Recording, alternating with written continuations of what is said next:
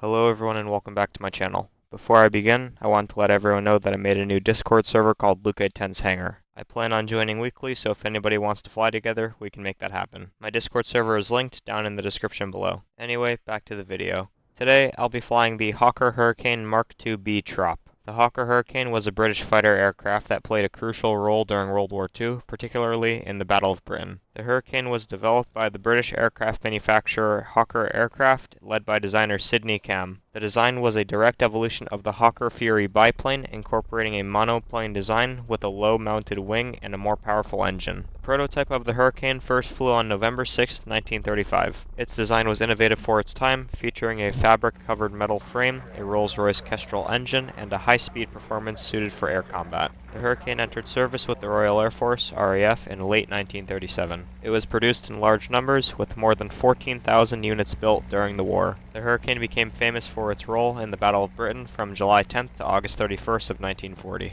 Alongside the Supermarine Spitfire, the Hurricane was instrumental in defending the UK from the German Luftwaffe. Despite being outnumbered, RAF pilots flying Hurricanes managed to shoot down a significant number of enemy aircraft. The Hurricane's strength lay in its robustness and ease of repair. Its design allowed it to absorb considerable damage and keep flying, which was crucial in the sustained air battles of the period. Besides its role in air combat, the Hurricane was adapted for various other roles, including ground attack missions, night fighting, and even carrier operations. It saw service in multiple theaters of war, including North Africa, the Mediterranean, and the Far East. Overall, the Hawker Hurricane's contribution to the Allied victory in World War II and its role in shaping the course of aviation history make it a significant aircraft in military history. That's all for the history lesson. I hope you enjoy the combat. Right now I'm just trying to climb as high as I can to boom and zoom some people. I do see an enemy BF-109 below me. I'm not going to go for him because 1, there are already 3 of my allies on him, and 2, I'm thinking of late game. I want to climb as high as I can so I'm the highest out of everyone in the game. I see this C-200 coming in towards me. He's going for my P-36 ally. I don't even think he sees me. I'm going to use that to my advantage and climb above him to hopefully boom and zoom him. As we fly past each other, I'm going to turn around to help out my P-36. As I'm in the turn, I see the C-200 finally look above him. He starts turning in towards me. I'm going to try to get a couple shots off on him. I'm just going to fire a little burst here, then climb back up to altitude to try and energy trap him. I know that he's probably going to follow me up. I know I have more energy. If you see somebody doing what I'm doing, which is energy trapping somebody, and you know that you don't have enough energy, please do not follow them up. You will stall and die. As I started losing less and less energy, I dumped all my flaps to stay in the air for longer. Flaps do create drag, but they also create lift. The C-200 did follow me up for a couple seconds, but then he got smart and dove away. That's why he's a little bit farther away from me. He's going to start the turn, and I'm going to try to fire at him. Fire at him again here. Hit him. I fire at him again here. He starts to dive away. I'm going to climb back up to altitude to see if he'll follow me up so I can energy trap him. Unfortunately, he gets smart and doesn't follow me up. I look to my left to see if there's any incoming aircraft, always being aware of all my surroundings. I start firing at him again here. Hit him. He starts to dive away again. I'm going to climb back up to altitude to hopefully try and energy trap him.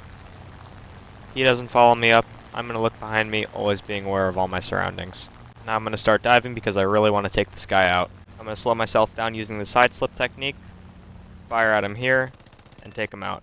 I use the side slip technique because I don't want to overshoot and I'm trying to slow myself down. To do the side slip technique, all you have to do is use opposite aileron and opposite rudder and make sure that your nose doesn't drop. After I kill the C-200, I'm in the climb and I'm always looking around me, being aware of all my surroundings. There are only a couple of enemies left. I see this BF-109, I'm going to go for him.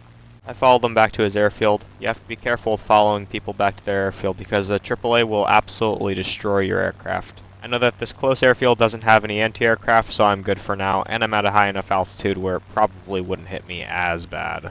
I have to be careful of that far airfield in the distance because that one has anti-aircraft and I will die if I get too close. I do see an aircraft at the close airfield. I'm not going to dive on him yet. I need to make sure I kill this BF-109 because what it looks like is that that's a bomber below me. I never actually saw the BF-109 land. I just know he's in this general vicinity and I know he's not as big as that aircraft below me. I'm also running pretty low on fuel. I absolutely have to pay attention to that. That's why I don't have that high of a power setting.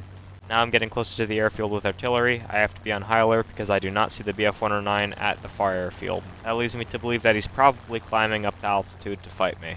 I look below me and see the HE-111. I was correct on it being a bomber. I knew it was too big. As I'm just cruising, I look behind me and see the BF-109 a mile behind me. I need to jink out of the way. A jink is an evasive maneuver. I'm going to brake left and hope that he follows me down because I'm not going to follow him up.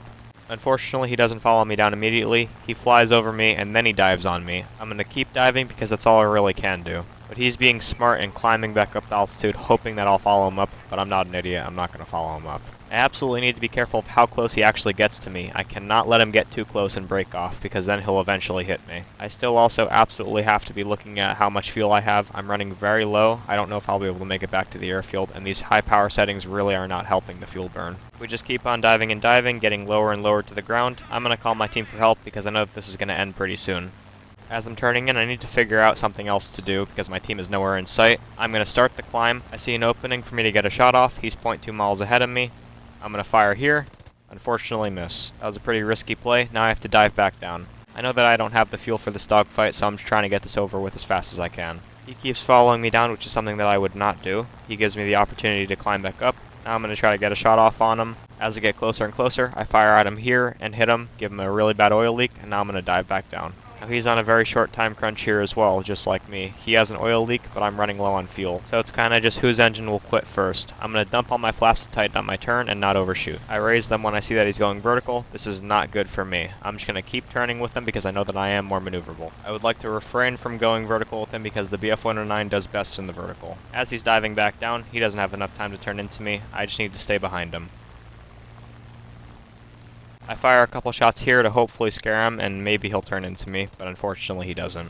Lucky for him, his airfield's right here and it has artillery, so I'm definitely not going to follow him. Now I have a big problem though. I have almost no fuel and I'm pretty far from my airfield. I start to climb up to hopefully try and gain as much altitude as I can to hopefully glide back in. I'm almost halfway to my airfield, but I only have a minute of fuel left. It's really not looking good for me. I only have 4 seconds of fuel. I just have to hope that I'm high enough. My engine quits right there. Now I have to pitch for best glide speed. I'm going to push my nose down so I don't stall. As I'm looking at the airfield in the distance, it really doesn't look like I'll be able to make it. I don't trust my team that they're going to win, so I feel like it might be over. It's been a couple minutes now and there's only a minute and a half left in the game. It looks like I'll be able to make it, so that's great. I know I won't have enough time to land. I just don't want there to be something stupid that happens where we lose within the minute that we have. As long as the BF-109 doesn't come out of the wardrobe from Narnia, I'll be totally fine. Thankfully there was no wizardry in the game, and we win.